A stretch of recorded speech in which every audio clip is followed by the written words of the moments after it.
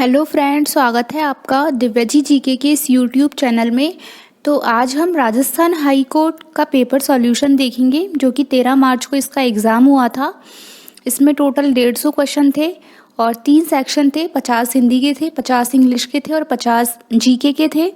इसमें राजस्थान जीके आई थी। तो आज हम राजस्थान जीके का सॉल्यूशन देखेंगे। केंद्रीय शुष्क क्षेत्र अनुसंधान संस्थान कहाँ स्थित है? तो ये है जोधपुर में। इसको काजरी भी बोलते हैं, central arid zone research institute, और इसकी स्थापना भारत सरकार ने 1959 में की थी। बूंदी जिले में स्थित पहाड़ियों को कहते हैं? तो बोला जाता है आड़ावाला पर्वत, जो कि अरावली पर्वतमाला की एक प्रमुख पहाड़ी है। आना सागर झील के विषय में निम्न में से कौन सा कथन सत्य है? तो ये है पृथ्वीराज चौहान के दादा अर्णोराज ने इसका निर्माण करवाया था। और ये जो आना सागर झील है भारत में राजस्थान राज्य के अजमेर संभाग में स्थित एक कृत्रिम झील है। तो इसी कारण से झील का नामकरण आना सागर या आना सागर प्रचलित माना जाता है। मुकुंदरा हिल्स नेशनल पार्क निम्न में से किस जिले की सीमा में आता है? तो ये है कोटा जिले में आता है। राजस्थान में सर्वप्रथम कृषि विश्वविद्यालय कहाँ स्थापित किया गया? तो ये किया गया था बीकानेर में, और इस यूनिवर्सिटी का नाम है स्वामी केशवानंद राजस्थान कृषि विश्वविद्यालय। इसका नाम पहले राजस्थान कृषि विश्वविद्यालय था और इससे पहले यह संस्थान मोहनलाल सुखाड़िया विश्वविद्यालय, जो कि उदयपुर में है, इसका एक भाग था। इस कृषि विश्वविद्यालय की स्थापना 1 जुलाई 1987 में की गई थी। निम्न में से कौन सी गौवंश की नस्ल नहीं है? तो ये है मुर्रा, क्योंकि ये भैंस की एक नस्ल है और ये सबसे अधिक दूध उत्पादन वाली भैंस की नस्ल है। हरियाणा में इसे काला सोना कहा जाता है। और मुर्रा भैंस के जो सींग होते हैं वो जलेबी के आकार के होते हैं, यानी कि गोल गोल और मुड़े हुए होते हैं। श्री मल्लीनाथ पशु मेला कहाँ आयोजित किया जाता है? तो ये होता है तिलवाड़ा बाड़मेर में, जो कि प्रतिवर्ष यहाँ पे आयोजित होता है, लूनी नदी पर लगता है। और यह मेला वीर योद्धा रावल मल्लीनाथ की स्मृति में आयोजित होता है। राजस्थान इस धातु का प्रमुख उत्पादक राज्य है और इसे बुलफ्राम भी कहते हैं। तो वो धातु है टंगस्टन, और इसका जो बॉइलिंग पॉइंट है यानी गलनांक है वो सबसे अधिक होता है। इस वजह से जल्दी से पिघलता नहीं है और इसलिए इसको विद्युत बल्ब में फिलामेंट के रूप में इसका प्रयोग किया जाता है। वर्तमान में नीति आयोग के अध्यक्ष हैं? तो ये हैं श्री नरेंद्र मोदी, जो कि आयोग के प्रथम अध्यक्ष भी बन चुके हैं। और नीति आयोग का जो गठन है वो 1 जनवरी 2015 को किया गया था, जिसे योजना आयोग के स्थान पर बनाया गया है। और इसकी फुल फॉर्म है national institution for transforming India, यानी राष्ट्रीय भारत परिवर्तन संस्थान। क्षेत्रफल की दृष्टि से निम्न में से देश का सबसे बड़ा राज्य कौन सा है? तो ये है राजस्थान, जिसका क्षेत्रफल है 3,42,239 वर्ग किलोमीटर। और सबसे छोटा राज्य है गोवा। जनसंख्या की दृष्टि से बात करें तो सबसे बड़ा राज्य है उत्तर प्रदेश और सबसे छोटा राज्य है सिक्किम। कालीबंगा सभ्यता की खोज किसके द्वारा की गई? तो ये की गई थी अमलानंद घोष के द्वारा 1952 ईस्वी में। कालीबंगा राजस्थान के हनुमानगढ़ जिले का एक प्राचीन और ऐतिहासिक स्थल है जहाँ पे सभ्यता की खोज की गई और यहाँ पे सिंधु घाटी सभ्यता के महत्वपूर्ण अवशेष मिले हैं। सिंधु घाटी सभ्यता भारत की सबसे प्राचीन सभ्यता है और भारत का इतिहास यहीं से शुरू माना जाता है। निम्न में से राजस्थान का राज्य पक्षी कौन सा है? तो वो है गोड़ावन। इसको वर्ष 1981 में राजस्थान का राज्य पक्षी घोषित किया गया था और इसको इंग्लिश में द ग्रेट इंडियन बस्टर्ड यानी बड़ा भारतीय तिलोर भी कहा जाता है। उड़ने वाले पक्षियों में सबसे अधिक बजनी पक्षी है। ख्वाजा मोइनुद्दीन चिश्ती की दरगाह अजमेर का निर्माण किसके द्वारा करवाया गया? तो ये करवाया गया था इल्तुतमिश के द्वारा। राजस्थान के अधिकतर भागों में मांगलिक अवसरों पर, विशेषकर गणगौर पर्व पर महिलाओं द्वारा किया जाने वाला नृत्य है। तो ये है घूमर, जो कि राजस्थान का एक परंपरागत लोक नृत्य है और इसका जो विकास है वो भील जनजाति ने माँ सरस्वती की आराधना करने के लिए किया था और बाद में बाकी राजस्थानी बिरादरियों ने इसे अपना लिया। यह नाच मुख्यतः महिलाएं घूंघट लगाकर और एक घुमेरदार पोशाक जिसे घाघरा कहते हैं उसको पहनकर करती हैं। निम्न में से किस खिलाड़ी को ऑस्ट्रेलियन ओपन टेनिस टूर्नामेंट 2022 से बाहर कर दिया गया? तो ये थे नोवाक जोकोविच, जिनको कोरोना वायरस की वैक्सीन नहीं लगवाने के कारण इनको ऑस्ट्रेलिया से ही डिपोर्ट कर दिया गया। ऊंट की खाल पर स्वर्णिम चित्रकारी, स्वर्णिम नक्काशी का कार्य किस नाम से किया जाता है? तो ये किया जाता है ऊस्ता कला, जो कि बीकानेर में प्रचलित है और यह अद्वितीय ऊस्ता कला का विकास 1986 में पद्मश्री से सम्मानित बीकानेर के सिद्ध हस्तकलाकार स्वर्गीय हिसामुद्दीन ऊस्ता ने किया था और उन्हीं के नाम पे इस कला का नाम पड़ गया ऊस्ता कला। इस दिन भोजन में खीर और मालपुए बनाए जाते हैं, ब्राह्मणों को भोजन कराते हैं, लोग अपने परिवारजनों के साथ उद्यान अथवा अन्य रमणीय स्थलों पर जाकर आनंद बनाते हैं। तो वो दिन है हरियाली अमावस। श्रावण अमावस्या को ही हरियाली अमावस कहते हैं क्योंकि इस समय से हर ओर बारिश होती है, पृथ्वी पर हरियाली रहती है और इस दिन पर्यावरण संरक्षण को महत्व दिया जाता है। साथ ही खीर और मालपुए बनाए जाते हैं और ब्राह्मणों को भोजन कराया जाता है। राजस्थान का राज्य पुष्प क्या है? तो ये है रोहिड़ा, जो कि मुख्यतः राजस्थान के थार मरुस्थल में पाया जाता है। 1983 में रोहिड़ा को राजस्थान का राज्य पुष्प घोषित किया गया था। रोहिड़ा का वृक्ष राजस्थान की शेखावाटी और मारवाड़ अंचल में इमारती लकड़ी का मुख्य स्रोत है। यह मारवाड़ टीक के नाम से भी जाना जाता है। जावर की खान उदयपुर किस खनिज के लिए विख्यात है? तो ये है सीसा और जस्ता। तो जावर एक जगह है जो कि राजस्थान के उदयपुर ज़िले में है और यहाँ की खानें विश्व की सबसे पुरानी सीसा और जस्ता की खानों में से एक हैं। ये खानें अरावली पर्वतमाला के अंतर्गत स्थित हैं। जावर में जावर माता नामक देवी का एक मंदिर भी है। निम्न में से राजस्थान में भारत सरकार द्वारा स्थापित औद्योगिक उपक्रम में उनके स्थान का सही मिलान नहीं है। तो इसका आंसर है हिंदुस्तान कोपल लिमिटेड, जो कि उदयपुर में नहीं है, ये है झुंझुनू में, झुंझुनू के खेतड़ी में है। और HCL की जो स्थापना है 9 नवंबर 1967 में हुई थी और यह देश की एकमात्र एकीकृत तांबा उत्पादक कंपनी होने का गौरव प्राप्त है। HCL की खदानें और संयंत्र 5 परिचालन इकाइयों में फैले हुए हैं। तो पहला है राजस्थान में, जो कि झुंझुनू के अंदर है, खेतड़ी कॉपर कॉम्प्लेक्स। दूसरा है मध्य प्रदेश में, तीसरा है झारखंड में, चौथा है महाराष्ट्र में और पांचवा है गुजरात में। विश्व के किस टेनिस खिलाड़ी ने सर्वाधिक एकल ग्रैंड स्लैम प्रतियोगिताएं जीती हैं? तो ये है राफेल नडाल। तो ये स्पेन के एक टेनिस खिलाड़ी हैं और ये सर्वश्रेष्ठ क्ले कोर्ट खिलाड़ी माने जाते हैं। नोवाक जोकोविच और रोजर फेडरर के साथ ये आधुनिक टेनिस के श्रेष्ठ 3 खिलाड़ी में से एक हैं। तो हाल ही में इन्होंने डेनिल मेदवेदेव को हराकर ऑस्ट्रेलियाई ओपन 2022 का खिताब जीतकर अपने नाम किया और 21 पुरुष एकल ग्रैंड स्लैम जीतने वाले दुनिया के पहले खिलाड़ी बन गए। तो इन्होंने रोजर फेडरर और नोवाक जोकोविच को पीछे छोड़ दिया। वर्ष 2019 में भारतीय वायुसेना ने किस स्थान पर हवाई हमला किया था?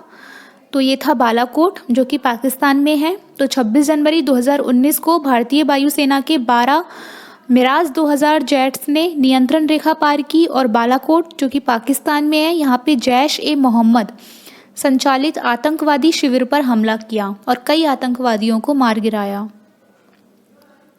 राजस्थान शब्द का प्रयोग सर्वप्रथम किसने किया? तो ये थे कर्नल जेम्स टोड। इनको राजस्थान के इतिहास लेखन का पितामह माना जाता है। इन्होंने 1829 में लिखित अपनी प्रसिद्ध ऐतिहासिक पुस्तक annals and antiquities of Rajasthan और central and western Rajput states of India में सर्वप्रथम इस भौगोलिक प्रदेश के लिए राजस्थान शब्द का प्रयोग किया और 26 जनवरी 1950 को इस प्रदेश का नाम राजस्थान स्वीकृत किया गया। निम्न में से कौन वर्ष 2021 में मिस यूनिवर्स चुनी गई? तो ये थी हरनाज कौर संधू, जो कि पंजाब की रहने वाली हैं। उच्चतम न्यायालय में मुख्य न्यायाधीश सहित न्यायाधीशों के अधिकतम स्वीकृत पद कितने होते हैं? तो ये होते हैं 34, जिनमें से 33 अन्य न्यायाधीश होते हैं और एक मुख्य न्यायाधीश होता है। उच्चतम न्यायालय का जो मुख्यालय है दिल्ली में है। इसको सुप्रीम कोर्ट या सर्वोच्च न्यायालय भी बोला जाता है, जो कि पूरे देश के स्तर पे होता है। और राज्य स्तर पर बात करें तो हाई कोर्ट होते हैं, जो कि वर्तमान में अभी टोटल 25 हाई कोर्ट हैं। वर्तमान में राष्ट्रीय विधिक सेवा प्राधिकरण के कार्यकारी अध्यक्ष कौन हैं? तो ये हैं न्यायमूर्ति श्री यू ललित। तो राष्ट्रीय विधिक सेवा प्राधिकरण यानी national legal services authority NALSA का उद्देश्य है कानूनी सेवा उपलब्ध करवाना, और इसका जो मुख्य संरक्षक होता है वो होता है भारत का मुख्य न्यायाधीश, और इसका जो कार्यकारी अध्यक्ष होता है वो होता है भारत के सर्वोच्च न्यायालय के द्वितीय वरिष्ठ न्यायाधीश, जो कि वर्तमान में है न्यायमूर्ति श्री यू ललित। कोरोना संक्रमण की जांच के संदर्भ में RT-PCR से क्या तात्पर्य है? तो इसकी फुल फॉर्म होती है reverse transcription polymerase chain reaction. ये एक टेस्ट होता है जिसके जरिए कुछ सैंपल लिए जाते हैं मनुष्य के शरीर से, और उनके जरिए व्यक्ति के शरीर में वायरस का पता लगाया जाता है। इसमें वायरस के RNA की जांच की जाती है। मीराबाई चानू ने निम्न में से किस खेल में टोक्यो ओलंपिक में रजत पदक जीता? तो इन्होंने भारोत्तोलन में जीता, यानी वेट लिफ्टिंग में जीता। इन्होंने टोक्यो ओलंपिक 2021 में 49 किग्रा वर्ग में सिल्वर मेडल जीता, और भारत के लिए भारोत्तोलन में रजत पदक जीतने वाली प्रथम महिला बन गई। इनका संबंध मणिपुर से है। निम्न में से पेगासस क्या है? तो ये एक जासूसी सॉफ्टवेयर है, यानी एक स्पाईवेयर है, जिसको इजरायली कंपनी NSO ग्रुप ने तैयार किया है, और ये 0 क्लिक मेथड पर काम करता है। यानी कि अगर ये डिवाइस ऑनर किसी मैसेज या मेल के लिंक पर क्लिक नहीं भी करे तब भी ये सॉफ्टवेयर काम करेगा और डिवाइस को इन्फेक्ट कर देगा। अगर मैसेज को डिलीट भी कर दिया जाए तब भी ये इस डिवाइस को इन्फेक्ट कर सकता है। तो एक बार पेगासस आपके फ़ोन में आ गया तो आपका सारा डेटा दूसरी पार्टी को भेजने लगता है। इसके अलावा ये डिवाइस के माइक और कैमरा को ऑन कर देता है और आसपास की फ़ोटो और ऑडियो को कैप्चर कर सकता है, और ये आईफोन और एंड्रॉयड दोनों फ़ोन को इन्फेक्ट कर सकता है। इसको ऑपरेट करने में करोड़ों रुपए लगते हैं, और ये स्पाईवेयर का यूज सरकार को करने की परमिशन देता है ताकि टेररिस्ट और क्रिमिनल्स पर नज़र रख सकें और उन्हें पकड़ा जा सके। हाल ही में प्रधानमंत्री द्वारा निम्न में से किस मूर्ति का अनावरण केदारनाथ में किया गया है? तो ये है आदि शंकराचार्य की मूर्ति का किया गया। केदारनाथ मंदिर उत्तराखंड में है, और केदारनाथ में शंकराचार्य की 12 फुट लंबी और 35 टन वजन वाली प्रतिमा स्थापित की गई है। साथ ही प्रधानमंत्री नरेंद्र मोदी ने शंकराचार्य की समाधि स्थल का भी लोकार्पण किया, जो कि 2013 की प्राकृतिक आपदा में क्षतिग्रस्त हो गया था।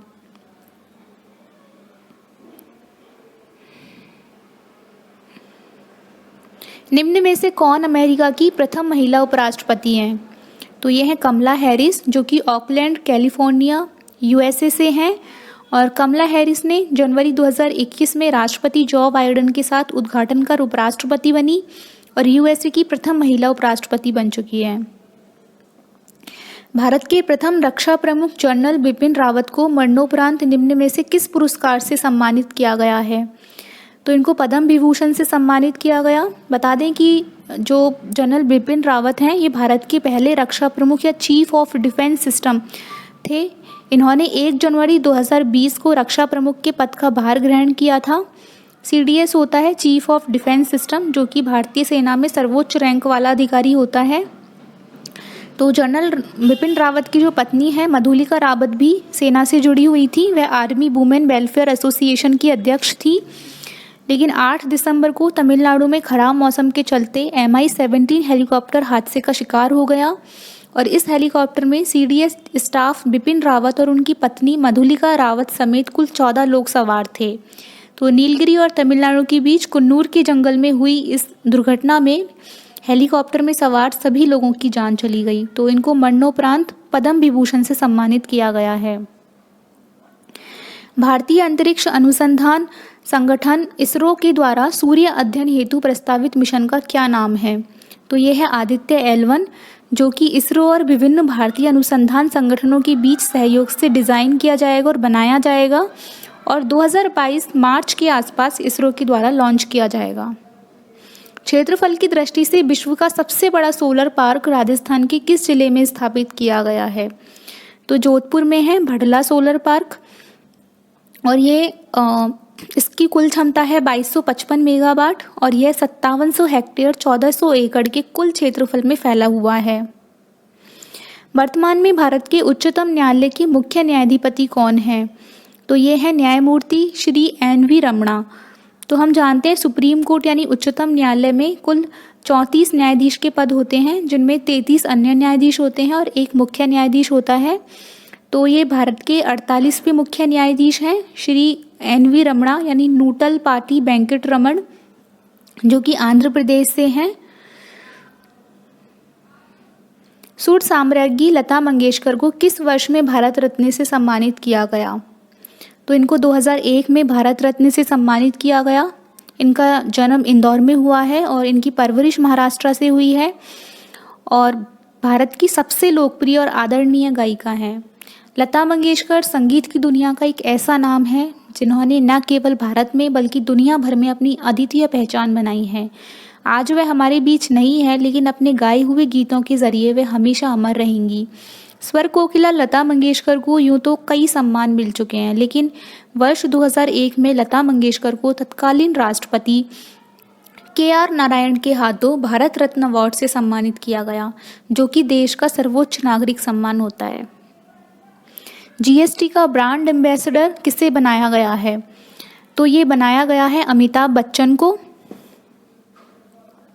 दृष्टिबाधित व्यक्तियों के लिए भारतीय रिजर्व बैंक द्वारा कौन सा ऐप जारी किया गया है?